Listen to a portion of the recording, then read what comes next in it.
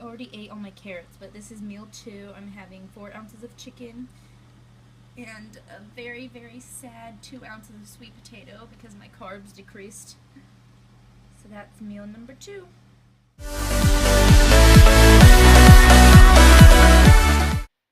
So here's my 4th meal of the day. I'm having 3 ounces of veggies. You can see the macros on there. They're just bagged mixed veggies. I switched to ground turkey instead of tilapia because I just couldn't eat fish anymore, and this is a little higher in fat. Also, I'm eating the Gerber Kids sweet potato because I'm too lazy to cook my sweet potatoes. They're actually pretty good. Here's my gallon of water. I'm almost done. I'll probably finish it while I work out. Hello, YouTube. So I am 6.5 weeks out. I think it's like 6 weeks and 4 days. But I just wanted to take this time. I just got done doing my homework and studying, and like I just showed, I am eating my 4th meal of the day. I just want to take this time to talk about some of the things that people don't tell you that compete. First of all, it is not time consuming because you have to, like, what's the word? Like, it's not like a sports team where you're like going to practice for hours a day, but when you add it up, you are spending hours a day of practice. So like, I count going to the gym as part of that's part of prep, that's part of it. I mean, if you don't like to work out, then bodybuilding isn't really a thing without exercising, unless you're like a freak and you are just naturally built like that. So anyways, so it is time consuming because you have to do personal growth and personal stuff like prepping your meals. If you do that, if you don't order through a company, that can take like 2 to 3 hours.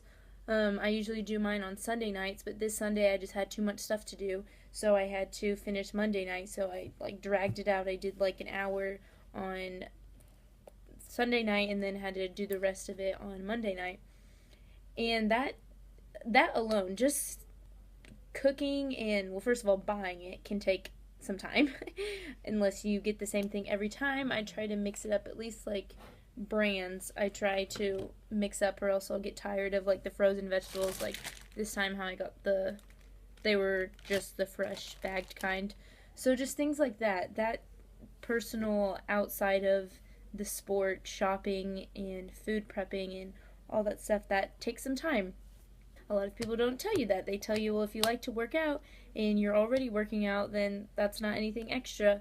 Well, during prep, at least my workouts are a little different because I do cardio, so that lengthens the workouts. I'm not just lifting, which I like to call lifting sometimes like the lazy person workout, because if you're really tired, you can just get in there and lift some really heavy crap for 8 reps or even lower than that, depending on how heavy you go, and get a good burn and be done with it. So like I said, yeah, in prep my workouts change a little bit differently, where I'm doing cardio for 15 to 30 minutes depending on if it's steady state or high intensity, and then my actual lifts are a little bit longer because I do a little bit lower weight and more reps, which you can tell too if you cut carbs for your shows that you almost have to do that naturally, because without carbs you're getting weaker, and without that extra energy, if you're not getting it from your fats or wherever else, or if carbs usually just affect you when they're lower, then yeah, you're not going to be able to do as heavy. I think I tried to squat like 225 or something like that, which I have attempted before, and I think I at least got like 2. They might not have been pretty ones, but I at least got like 2 or 3. And I tried it, and it was even closer to the beginning of my prep, but still I wasn't eating as much since I was on prep, and I couldn't do it. I couldn't even get up. I squatted down and I couldn't get up. I had to literally crawl out from under the bar. And if you guys lift and stuff like that ever happens to you, you know how sad that is. So, but don't be discouraged. It's okay. That's just normal. That just comes with the lower carbs. So that doesn't mean you're weak. It just means that you're weak. But only because you're not getting that extra energy push from carbs. Also, what they don't tell you is how emotional you can be when you're on prep. When you are told you're not allowed to eat a certain thing, when you're in a limitation of how much you can eat, when you're in a calorie deficit and a macro deficit, you got to hit your certain macros. Obviously, you have a stricter and smaller range of foods that you're allowed to eat. I'm sorry, but you could, if you really wanted to have a big pasta dish or a big old pizza, that if you eat that whole pizza, you probably went over on everything. Even like 3 slices of pizza, you probably would hit your macros for fat. Even if if it fits your macros, you still can eat whatever you want because most foods that you crave, at least that I crave, have a lot of fat. So I can't eat them because it's just going to add up my fat quicker and I need to conserve that. So, yeah, I'm a person who, if I'm told I can't eat something, that makes me want it even more. And that's fine. And that's just something that I need to work on. So I thought it would be easier in college because you have to pay for the bad food. But I crave things more, and so I don't know what it is.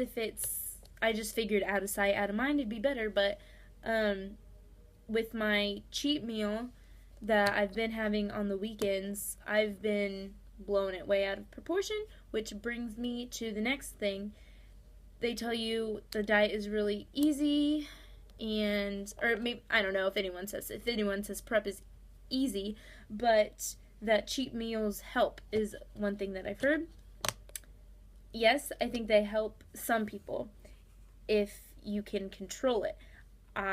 That's another thing I need to work on. Once I give myself a treat, it's really hard for me to be limited to just that slice of pizza or that bowl of ice cream. I turn it into like a whole, I'm going to get the appetizer I want, I'm going to get the entree I want, I'm going to get the dessert I want, I'm going to have the snack after dinner.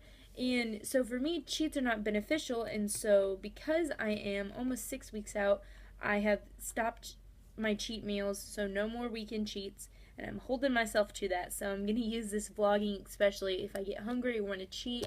I'm going to pick up my iPad and vlog and talk about it because that is what helps me. YouTube helps me stay accountable. So if you need something to help you stay accountable and not cheat or not go overboard on your cheat, write it down, text a friend, call someone, cry to someone if you're that upset about it, which, believe me, I get pretty upset about it when I see my boyfriend or my family or my friends eating a brownie sundae that I'm not allowed to have. They don't tell you how bad cheats can actually be. Yes, they can be good because they give you something to look forward to, but what they don't tell you is sometimes you can't stop. And it makes you even more hungry and makes things even worse. So I personally, cheats don't work for me. Maybe in the beginning, just like to wean myself off of like the normal life or whatever, like to give me a chance of normalcy or whatever.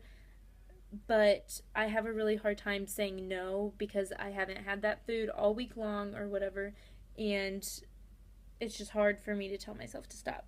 So if you can tell yourself to stop, then maybe cheats do work for you and help you stay on track during prep. So if you see me out in public with a brownie, you can be like, Jess, you told us you weren't going to cheat. So, yeah, I'm trying to think of anything else that they don't tell you. They don't tell you how expensive it's going to be probably. Since this is a national level show I'm doing, it's way more expensive than any of my other ones. My mom actually just called me and was complaining to me about how expensive the tickets are. I think they're like $110 per person, and that's for prejudging and for finals combined. So $110 total. 5 of my family members are going, or 6 of my family members are going, and so whatever 110 times 6 is, can't do math right now. So that's a lot. That's a lot of money to spend on watching someone compete. So that's expensive, but the sport for you personally is expensive. If you grocery shop, you know how expensive grocery shopping can be, especially to eat like this when you're going through a lot of meat and protein sources. To get into the show is expensive. You have to pay a fee usually. I think the lowest I've had to pay is $100 for an entry fee. My one for Junior USA's was $200, and it gets more expensive if you miss the date that the entry fee is due by. You have to pay for your suit. Mine ended up being, I want to say, it was either $175 or $275, or $280 or $180. I think it was $180 because I got the sequins, and for some reason that makes it cheaper. Even it doesn't look cheap, it looks freaking awesome. So the suit is expensive, the food's expensive, to get into the show is expensive, to watch the show is expensive. If you have to travel, you got to pay for traveling. Since this one's in Charleston, South Carolina, we'll have to pay for gas. We got to pay for the hotel. You got to pay for the spray tan, the makeup, the hair, everything. And at this point of my life, it probably isn't very economically a good time because I am a college student and I only get paid every 2 weeks. So, but I'm just, just hanging in there. I like it, so it's worth the struggle to get money for food each week. If you're in a good place where it's smart to compete and you can afford it, then that's awesome. Go for it. If you're not, then that can make the prep even worse and not fun. So I would suggest making sure you're in a good place economically before you can. Is it economically? Yeah. That makes sense to say. Yeah, if you can afford it, then go for it. If you can't, then save up for it. I actually did that.